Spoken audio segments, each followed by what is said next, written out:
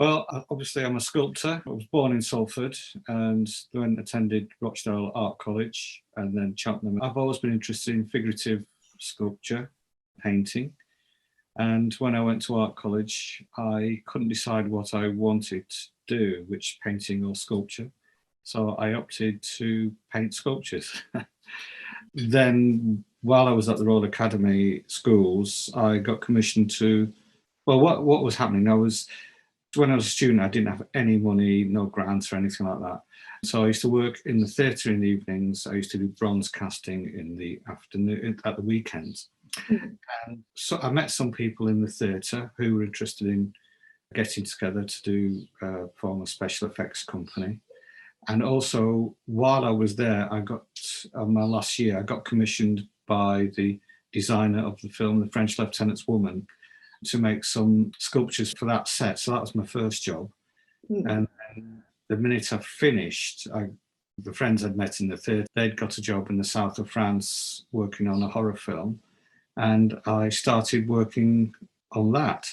Now, the thing was, for me personally, I didn't particularly want to work in film or TV. I wanted to do my own sculptures and things, but you have to make a living. And so everything that when I started working on films, my eye was always back to my own selfish things that I wanted to make. As I progressed, I put that kind of mentality into everything I was sculpting. So we went on and we did which has become an iconic image. Max Headroom was one of the pieces I sculpted, and the job requirements were that they wanted us to look like a 3D TV presenter, a computer-generated image, which, well, it wasn't possible at the time. Yeah. So we had to cheat it.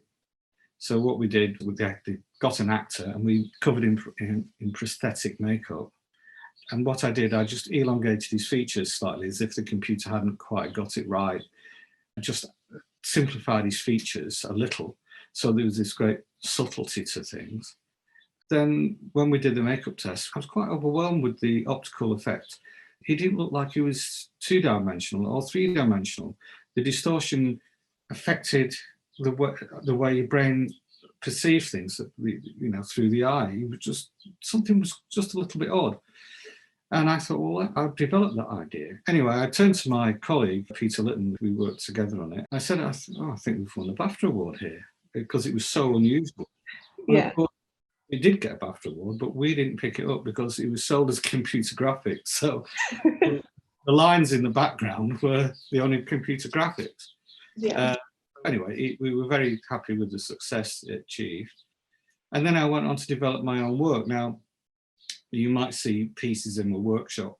I've got the Queen sculpture a little bit further back, so you can just about see it. It's fallen to bits now, but the original I'm going to have in this exhibition at the ABC buildings. I started developing my own way of distorting sculptures so that when the onlooker looks at them, they become the artist. So instead of looking at the sculpture and say, oh, hasn't the artist resolved all these spatial problems for me nicely, and enjoy that, I do the opposite. I make you try and resolve the spatial problems yourself. So you become the artist in a way. You start to think like your brain's trying to struggle with the abstract shapes, trying to resolve all these spatial problems. So if you see a picture of my work, it looks like a picture of a sculpture. Yeah.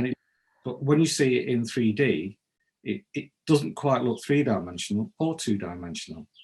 That's the only way I can explain it when you're stood before them, because your brain is saying, your eyes have made a mistake. I must correct and adjust this. So that's the type of work I've developed. Now, just going back a little bit, another piece of what I would call a fine art piece was the Alien Autopsy.